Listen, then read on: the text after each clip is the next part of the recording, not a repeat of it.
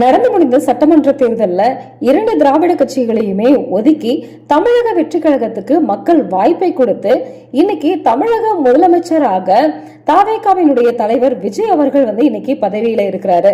தாவேகா அமைச்சரவையில முக்கிய இடம் பிடித்த ஒரு முக்கிய தலைவர் தான் சிடிஆர் நிர்மல்குமார். சிடிஆர் நிர்மல்குமார் யார்? அவரை பற்றின அரசியல் பின்னணியை பற்றி நம்ம இன்னைக்கு பார்க்கலாம். மதுரை மாவட்டம் உசிலம்பட்டியை அடுத்த நடுமுதலை குளத்தை சேர்ந்த ராஜா அப்படிங்கிறவருடைய மகன் தான் நிர்மல்குமார். இவர் 1981 வருஷம் ஜூலை 27 பிறந்திருக்கிறாரு. விருதுநகர் மாவட்டம் KVS மெட்ரிகுலேஷன் ஸ்கூல்லையும் தேனி மேல்பட்டி இந்து நாடார் உறவின் முறை பள்ளியிலும் தன்னுடைய பள்ளி படிப்பை முடிச்சிருக்கிறாரு. தன்னுடைய கல்லூரி படிப்பு RMK இன்ஜினியரிங் காலேஜ்ல BE பட்டம் வாங்கின இவர் பெங்களூர் சட்டக்கல்லூரியிலையும் தன்னுடைய சட்ட படிப்பை முடிச்சிருக்கிறாரு. அது மட்டும் இல்லாம மதுரை காமராஜர் யூனிவர்சிட்டியில கிரிமினாலஜி அண்ட் போலீஸ் அட்மினிஸ்ட்ரேஷன்லயும் இவர் பட்டம் வாங்கியிருக்கிறாரு. நிர்மல்குமார் தன்னுடைய அரசியல் வாழ்க்கையை முதல் தொடங்கியது பாரதிய ஜனதா கட்சியில தான். தமிழக பாஜகவின் தொழில்நுட்பம் மற்றும் சமூக வலைதள பிரிவின் நீண்ட காலமா பணியாற்றி இருக்கிறார் நிர்மல்குமார் அவர்கள். அந்த சமயத்துல தான் திமுக அரசோட செயல்பாடுகளை ரொம்ப கடுமையாக விமர்சிச்சு விமர்சனத்துக்கு உள்ளானாலும் தன்னுடைய முகங்களை சர்ச்சையின் மூலமாகவும் விமர்சனங்கள் மூலமாகவே இன்னைக்கு சமூக ஊடகங்கள்ல பெரிதாக பார்க்கப்பட்டது இவருடைய முகம்தான். சமூக வலைதளங்கள்ல கட்சி ரீதியான விவாதங்களை முன்னெடுக்கிறது மட்டும் இல்லாம முன்னாள் அமைச்சர் செந்தில் பாலாஜியினுடைய குற்றங்களையும் அவர் செய்த ஊழல்களை பத்தியும் மக்கள் கிட்ட வெளிப்படையாக சொல்லி அது அவர் மேல பல வழக்குகள் தொடரப்பட்டது. அதன் மூலமாகவும் மக்களுக்கு நல்லாவே பரிச்சயமான ஒரு நபராக சிடிஆர் நிர்மல்குமார் தெரிஞ்சாரு. அது மட்டும் இல்லாம சின்ன வயசுல இருந்தே அவருக்கு இந்துத்துவம் மேல அதிக ஈடுபாடு இருந்ததுனால 2009 வருஷத்துல இருந்து பாஜகவோட இணைஞ்சு செயல்பட்டு சிடிஆர் நிர்மல்குமார் RSS அமைப்பினரோடவும் ஒரு நெருக்கமாகவே இருந்தாரு அப்படின்னே நம்ம சொல்லலாம்.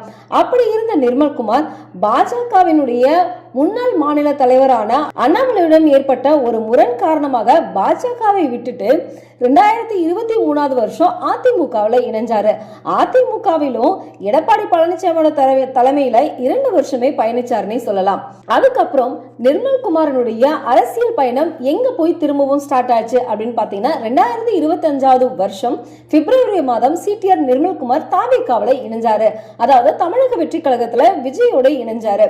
அவரோட தான் ஆதவ அர்ஜுனாவும் தன்னுடைய வாய்ஸ் ஆஃப் காமன் அப்படிங்கிற தொழில்நுட்ப அணியோட தாவேகாவில் 2 பேருமே இணைஞ்சது விஜய்க்கு ஒரு பெரிய பலத்தையே கொடுத்துச்சுன்னே சொல்லலாம். அதுக்கப்புறம் தாவேகாவினுடைய அசுர வளர்ச்சிக்கு இவங்க 2 பேருமே ஒரு முக்கிய காரணமாக இருந்தாங்க. களத்துல தாவேகாவுக்கு ஒரு பெரிய அதிருப்தி இருந்தாலும் இணையத்துல கிடைச்ச ஒரு ஆதரவு அப்படிங்கிறது ஒரு பெரிய முக்கியத்துவமாகவே பார்க்கப்படுது.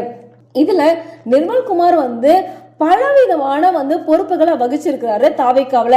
என்னடா போன உடனே இவ்வளவு பொறுப்புகளா அப்படின்னு மற்ற கட்சியினரே ஆச்சரியப்படக்கூடிய அளவுக்கு தாவேகாவுல இணை பொதுச் செயலாளர், ஊடக பிரிவு துணை பொதுச் செயலாளர், தலைமை நிலைய செயலக முதன்மை செய்தி தொடர்பாளர், தகவல் தொழில்நுட்பம், சமூக ஊடக அணி, வழக்கறிஞர் அணி என பல பொறுப்புகளை தமிழக வெற்றி கழகம் சிடிஆர் நிர்மல்குமாருக்கு வாரி வழங்குச்சுன்னே சொல்லலாம். அந்த கட்சியில ஒரு முக்கிய தலைவராக உருவெடுத்தார் சிடிஆர் நிர்மல்குமார். அதுக்கப்புறம் 2026 சட்டமன்ற தேர்தலில் இவர் எந்த தொகுதியை செலக்ட் பண்ணுவாரு அப்படின்னு எல்லாருக்குமே ஒரு சந்தேகம் இருந்தது. இருந்தாலும் இவர் தன்னுடைய சொந்த மாவட்டமான மதுரையை தான் செலக்ட் பண்ணுவாரா அப்படின்னு நம்ம எல்லாருமே நினைச்சோம். ஆனா அந்த சமயத்துல தான் எல்லாருக்குமே ஒரு பெரிய ட்விஸ்ட் வச்சாரு. திருப்பரங்குன்றம் அப்படிங்கிறது எல்லாருக்குமே ஒரு பரிச்சயமானது. திருப்பரங்குன்ற தீபம் ஏற்றக்கூடிய ஒரு வழக்கு இந்தியாவையே திரும்பி பார்க்க வச்சுச்சுன்னே சொல்லலாம். இந்த திருப்பரங்குன்றத்தை தன் பக்கமாக மக்கள் பார்வை அதிகமாக இருக்கணும் அப்படிங்கிறதுக்காக இந்தியாவையே திரும்பி பார்க்க வச்சு திருப்பரங்குன்ற விவகாரத்துல இருந்து திருப்பரங்குன்றத்தை குறிவிச்சாரு நிர்மல்குமார் அவர்கள்.